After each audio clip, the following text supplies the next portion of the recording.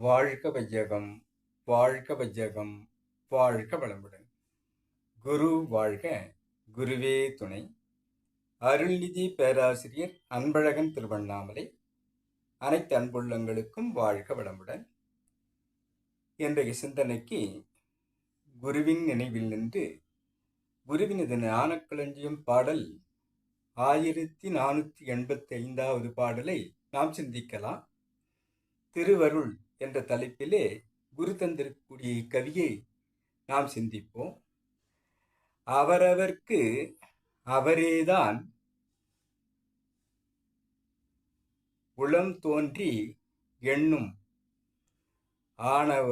ஆணவமும் அறிவினது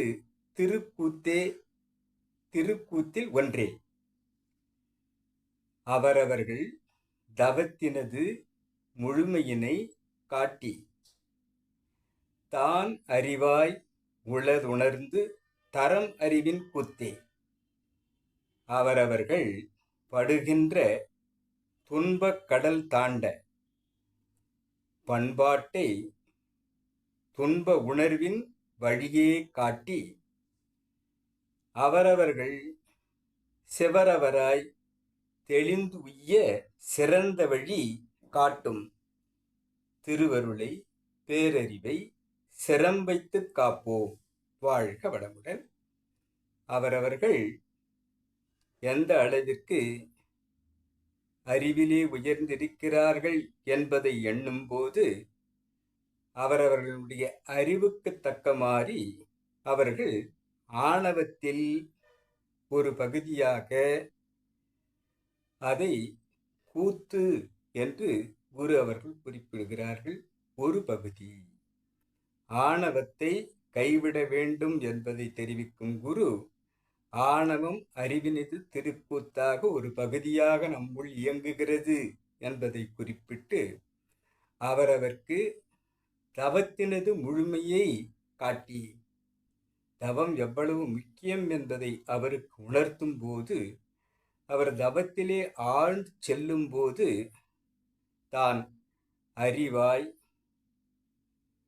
அந்த இறை அறிவாய் அந்த உள்ளத்தை உணர்ந்து நாம் எந்த அளவிற்கு அந்த அறிவில் தரம் பெற்றிருக்கிறோம் என்பதை உணர்வதாக அந்த கூத்து மாறும்போது அவரவர்கள் படுகின்ற துன்பக்கடல் தாண்ட அறிவு புலன் வழியாக எல்லை கட்டி இயங்கினால் இன்பம் துன்பம் என்கிற அந்த கடலை தாண்டி செல்வதற்கு வழியே இல்லை.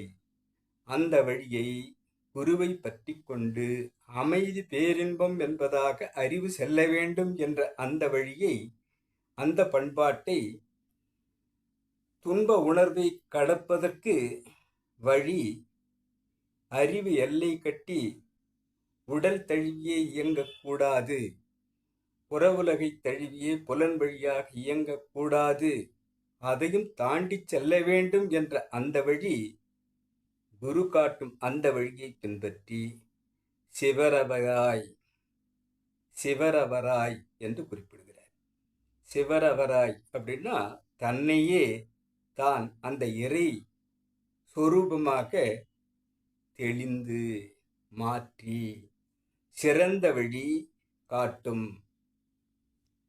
இறைவன்தான் தன்மாற்ற சரித்திரமாக நாமுமாக இருக்கிறோம் என்பதை அனைத்துமாகி இருக்கிறது என்பதை உணர்வார்த்தமாக பெறும் அந்த சிறந்த வழியை நாம் பெறும்போது திருவருளை பேரறிவாய் சிரம் வைத்து மனதிலும் உள்ளத்திலும் தலையின் உச்சி பகுதியாக இருக்கக்கூடிய அந்த பிரம்ம ரஞ்சிதத்திலும் சிரசிலும் இறைநிலையோடு எண்ணத்தை கலக்கவிட்டு என்று குரு கூறும் அளவிலே அந்த திருவருளை பேரறிவை அடைவதற்காக இந்த சிற்றறிவை பயணிப்பதாக சிரம் மேற்கொள்ளும் அந்த அமைப்பை பெறும்போது நாம் இந்த இலக்கை அடைவதற்கான சாத்தியக்கூறு இருக்கிறது என்பதை உணர்ந்து காப்போம். அந்த காப்பை அந்த இறை காப்பை, அந்த குருவினுடைய காப்பை நாம் பெற்று அந்த வழிமுறையை நாம் செயலாக்கம் செய்யும்போது நமக்கு இந்த திருவருளை நாம் உள் உணர்வாக, பேரின்பமாக, பேரின்பக் களிப்பாக, பேரானந்தமாக நாம் பெற்று உய்ய வழி இருக்கிறது என்பதை கூறும் இக்கவியை நாம் சிந்திக்கலாம். அவரவருக்கும் அறிவை அமைதி பேரின்பம் என்பதற்கு செல்ல விடாமல் தடுப்பது ஆணவம் என்கிற ஒரு தடை. இது ஒரு கூத்துதான். இந்த கூத்தை நாம் கடக்க வேண்டும்.